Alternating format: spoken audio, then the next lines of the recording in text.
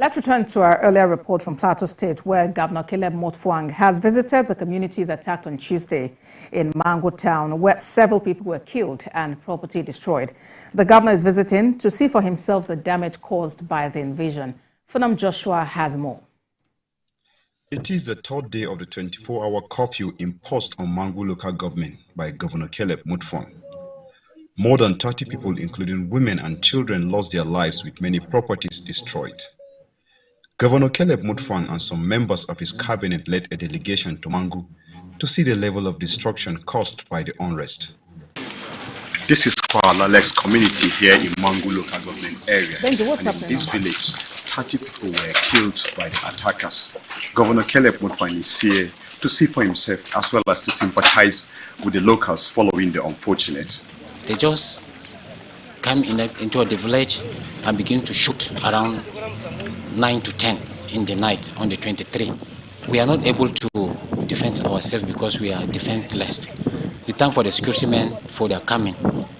They secure the lives of people that remain in the community. Call for the government, please. All this problem, if they get our leaders were there for Mangu, by the grace of God, if they accept it, they accept the one peace, we will get peace. On Tuesday, the shooting that we are doing, nobody was able to even come out. You will hear the bullets is spreading everywhere. You are just looking for where you hide yourself. The havoc wreak is huge. Mangu town is yet to recover and heal from the wounds caused by the killings and destruction. Houses, shops, goods, and several other properties were burned and destroyed by the attackers. The delegation stopped by the palace of the paramount ruler of Mangu for a brief meeting. We are known as farmers. We don't know any other business but farming.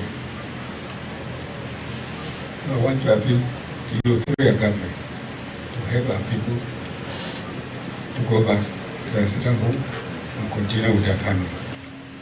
There are people who are bent on dividing us. It is only when they divide us they can take advantage of us. I want to therefore appeal to our youths particularly. Please and please and please, we must not take the laws into our hands and allow people to use us to destroy ourselves. The governor then addressed journalists shortly after the meeting with the monarch. What we'll be doing in the days ahead is to promote the culture of dialogue amongst our people, because I believe that if there had been sufficient dialogue, this kind of carnage would have been averted. We want to therefore appeal to community leaders to rise to the occasion. Perpetrators of these dastardly acts and their sponsors will not be tolerated henceforth, as assured by Governor Caleb Muftwang. All hands must be on deck to restore the dignity of Plateau State. Funam Joshua, TVC. For more on the attacks in Mangu, let's bring in former Director, Army Public Relations, Major General Sani Usman, retired. He joins us from our Abuja studios. Thank you very much for joining us on the news at 7. As a former spokesperson of the Army, do you see any substance in the allegations that the military was actually involved in the attacks in Mangu? Good evening, and thank you for having me on the program. But let me just correct one impression. I am Brigadier General, not a Major General. I retired. Thank you very much. Having said that, I think the governor has said it all. If you listen to him, I think there is something that is fundamentally missing among the components of that society, particularly Mangu, where the incident happened 24th of this month. Now, the truth is that I think leaders should understand that position of leadership is something bestowed on them that regardless of these variables, religion or ethnicity, each and everyone should be there for each other, not for a particular sectionality. Now, coming back to your question, it is not correct to come out with allegations that were unsubstantiated. And in any case, the people that saved lives and properties were the security forces. However, it has brought to the fore the need for harmonization because there are so many tiers or various security forces. Take, for instance, apart from the security architecture, you know there is Operation Safe Haven there. There is also Operation Hakorin Damisa. There is also Operation Rainbow. And of course, you have the policing establishment and so on. I think it calls for synergy of effort, cooperation and collaboration, and most importantly, coordinating the activities of the security outfit.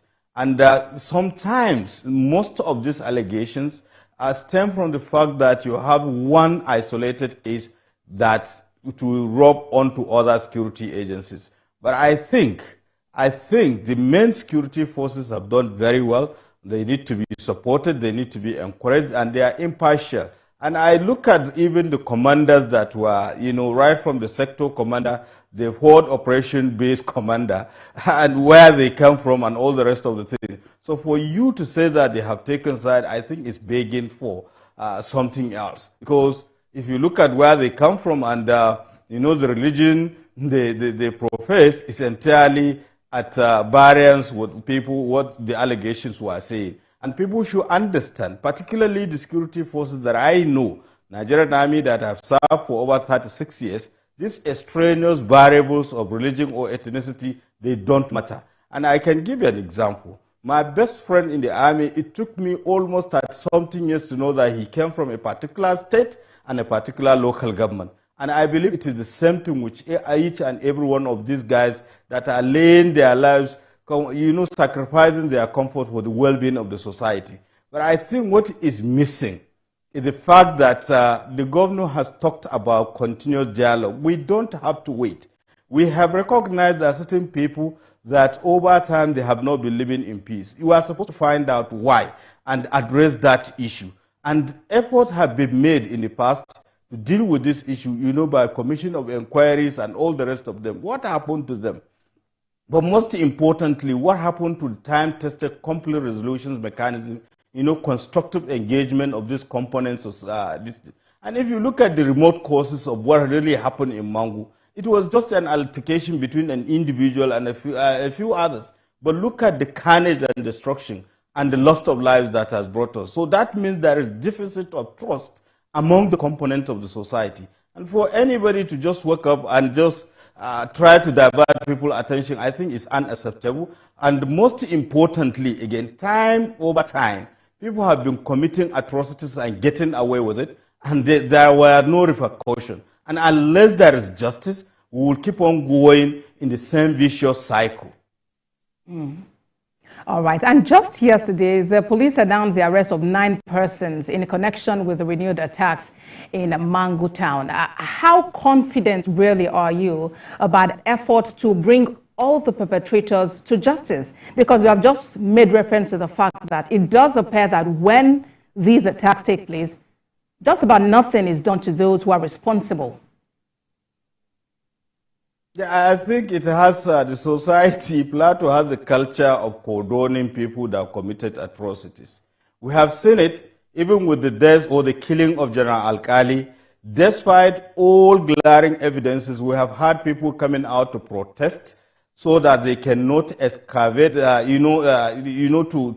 gather evidences. And we have people that commission lawyers, despite evidences. And even the recent crisis in Mangu, Bokos, and Barike Ladi, we still had people coming out to protest. That means there are certain merchants of conflicts that tend to, sponsor all this kind of thing. And they should be thoroughly investigated and be brought to book. And that will give us hope and confidence that people who have committed atrocities will definitely face justice. But most importantly, there are other issues that we really need to address, apart from the dialogue on the plateau, the issue of, the war economy that is happening. Of course, the Plateau State is blessed with so many mineral resources.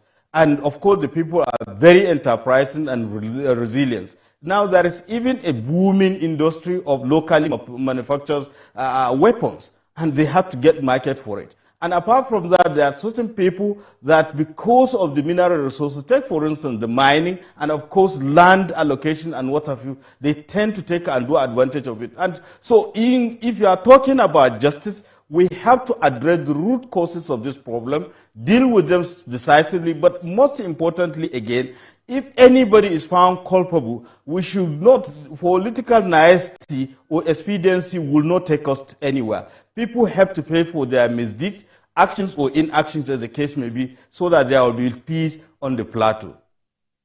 Former Director, Army Public Relations, Brigadier General Sani Usman retired. Thank you very much for talking to us on TVC News at 7.